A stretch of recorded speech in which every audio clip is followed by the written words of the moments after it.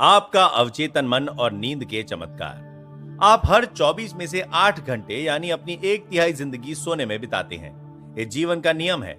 जीवन एक दैवी नियम है। हमारी कई समस्याओं के जवाब हमें गहरी नींद में मिलते हैं। कई लोग इस सिद्धांत का समर्थन करते हैं कि आप दिन में थक जाते हैं, इसीलिए आप शरीर को आराम देने के लिए सोते हैं और सोते समय शरीर में मरम्मत की प्रक्रिया चलती है।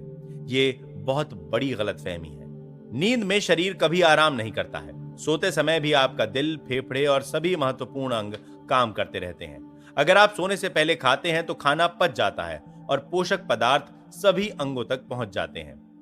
आपकी त्वचा पसीना उत्पन्न करती है, आपके नाखून और बाल बढ़ते रहते हैं। इस तरह से आपका अवचेतन मन कभी न सोता है और न ही आराम करता है। यह हमेशा सक्रिय रहता है और अपनी सभी महत्वपूर्ण शक्तियों को नियंत्रित करता है। नींद में उपचारक प्रक्रिया ज्यादा तेजी से काम करती है, क्योंकि तब आपका चेतन मन कोई व्यवधान नहीं डालता है।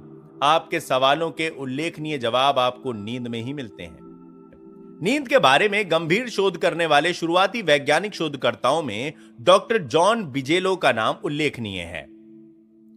वो ये दिखाने में सफल हुए कि रात को सोते समय आंख, नाक और त्वचा के नीचे की तंत्रिकाओं से आपको लगातार संवेग मिलते रहते हैं। मस्तिष्क का तंत्रिका संचार तंत्र भी काफी सक्रिय रहता है। डॉक्टर बिजेलो के शोध का निष्कर्ष इस पुस्तक में दी गई जानकारी से काफी मिलता जुलता है। उन्होंने कहा कि हमारे सोने का प्रमुख कारण यह है कि आत्मा से अधिक उत्कृष्ट हिस्सा अमूर्तता से हमारी अधिक उच्च प्रकृति से एकाकार हो जाता है और दैवी ज्ञान तथा पूर्व ज्ञान में हिस्सेदार बन जाता है। दिन भर आपका चेतन मन चिंताओं, संघर्षों और विवादों में उलझा रहता है। इसे समय समय पर इंद्रियों के प्रमाण और यथार्थवादी जगत से दूर हटाने तथा अवचेतन मन की आंतरिक बुद्धिमत्ता से मौन संप्रेषण करने की जरूरत होती है। मार्गदर्शन, शक्ति और अधिक ज्ञान का दावा करके आप जीवन के हर क्षेत्र की हर मुश्किल से उबरने में कामयाब होंगे और अपनी दैनिक समस्याओं को सुलझाने में भी सफल होंगे।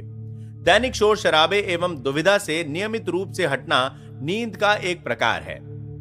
यानी आप इंद्रियों की दुनिया के लिए सोए होते हैं और अपने अवचेतन मन की बुद्धिमत्ता तथा शक्ति के लिए जागृत रहते हैं। नींद की कमी आपको चिड़चिड़ा, परेशान और निराशावादी बना सकती है। सभी व्यक्तियों को स्वस्थ रहने के लिए कम से कम 6 घंटे की नींद की जरूरत होती है। अधिकांश लोगों को इससे ज्यादा की जरूरत होती है। जो लोग सोचते हैं कि वे इससे काम चला सकते हैं, वे अपने को मूर्ख बना रहे हैं। जिन शोधकर्ताओं ने नींद की प्रक्रियाओं और नींद की कमी पर शोध किया है, वे बताते हैं कि कुछ मामलों में नर्वस ब्रेकडाउन से पहले गंभीर अनिद्रा रोग प्रकट होता है। याद रखें कि नींद के दौरान आप आध्यात्मिक रूप से तरोताजा हो जाते हैं। जीवन में खुशी और स्फूर्ति लाने के लिए पर्याप्त नींद जरूरी है। हमें नींद की जरूरत क्यों है, यह पता लगाने का एक तरीका यह देखना है कि नींद नहीं मिलने पर क्या होता है। सन 1964 में रैंडी गार्डनर नाम के 17 साल के लड़के ने Guinness book of world records में नाम दर्ज कराने के लिए जागने की कोशिश की। वो 264 घंटे यानी लगातार 11 दिनों तक जागता रहा। बाद के परीक्षणों में स्पष्ट हुआ कि उसे कोई स्थायी नुकसान नहीं हुआ था। बहरहाल, जब वो अपने आप को जबरदस्ती जगाए रख रहा था तो उसके सोचने की प्रक्रिया में कमी आ गई। उसके शब्दों का उच्चारण अस्पष्ट हो गया, उसकी याददाश्त भी गड़बड़ा गई। बाद में उसे दृष्टिभ्रम भी होने लगा। लंबे समय तक कम नींद लेने वाले ज्यादातर लोगों को इतने बुरे परिणाम नहीं मिलते हैं। बहरहाल, इसके गंभीर प्रभावों से भी वे मुश्किल में पड़ सकते हैं। National highway traffic safety administration के अनुसार नींद संबंधी समस्याओं के कारण हर साल लगभग 2 लाख दुर्घटनाएं होती हैं। 5 में से 1 ड्राइवर गाड़ी चलाते समय कभी कभार झपकी लेता है। इस वजह से दिन के बजाय रात को दुर्घटना की आशंका 5 से 10 गुना बढ़ जाती है। वॉलंटियर्स के साथ किए गए प्रयोगों से पता चला कि थका हुआ मस्तिष्क नींद के लिए इतना व्याकुल रहता है कि वो इसे पाने के लिए कोई भी बलिदान देने को तैयार रहता है। प्रयोग के दौरान कुछ घंटों की नींद की कमी के बाद वॉलंटियर हल्की झपकी लेने लगे। ऐसा 1 घंटे में 3-4 बार हुआ। इसी दौरान असली नींद की तरह उनकी पलकें बंद हो जाती थीं और उनके मस्तिष्क की तरंगें धीमी हो जाती थीं।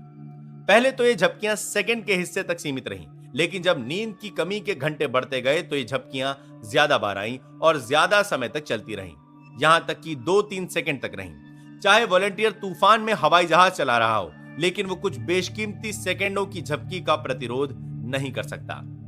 सैंड्रा एफ लॉस एंजलिस की एक युवा महिला है जो अक्सर रेडियो पर मेरे व्याख्यान सुनती हैं। उन्होंने मुझे बताया कि उन्हें न्यूयॉर्क सिटी में एक नौकरी का प्रस्ताव मिला। जहां उन्हें वर्तमान नौकरी से 2 गुना ज्यादा वेतन देने का प्रस्ताव मिला। वो फैसला नहीं कर पा रही थी कि नई नौकरी स्वीकार करें या नहीं। सोने जाने से पहले उन्होंने इन शब्दों में प्रार्थना की, मेरे अवचेतन मन का रचनात्मक ज्ञान जानता है कि मेरे लिए सबसे अच्छा क्या है। इसकी प्रवृत्ति हमेशा जीवन की ओर है और ये मुझे सही निर्णय बताता है जिससे मुझे और सभी संबंधित लोगों को लाभ पहुंचेगा। मैं उस जवाब के लिए धन्यवाद देती हूं जो मैं जानती हूं कि मुझे मिलेगा। उन्होंने सोते समय इस आसान प्रार्थना को लोरी की तरह बार बार दोहराया। सुबह उन्हें प्रबल एहसास हुआ कि नई नौकरी के प्रस्ताव को स्वीकार नहीं करना चाहिए। उन्होंने उसे ठुकरा दिया। बाद की घटनाओं ने उनके अंदरूनी एहसास को सही ठहराया, क्योंकि कुछ महीनों बाद ही वो कंपनी दिवालिया हो गई। चेतन मन यथार्थवादी तथ्यों के मामले में सही हो सकता है। बहरहाल अवचेतन मन की सहजबोध की क्षमता को कंपनी की समस्याओं का एहसास था, इसलिए उसने उसे सही चेतावनी दी।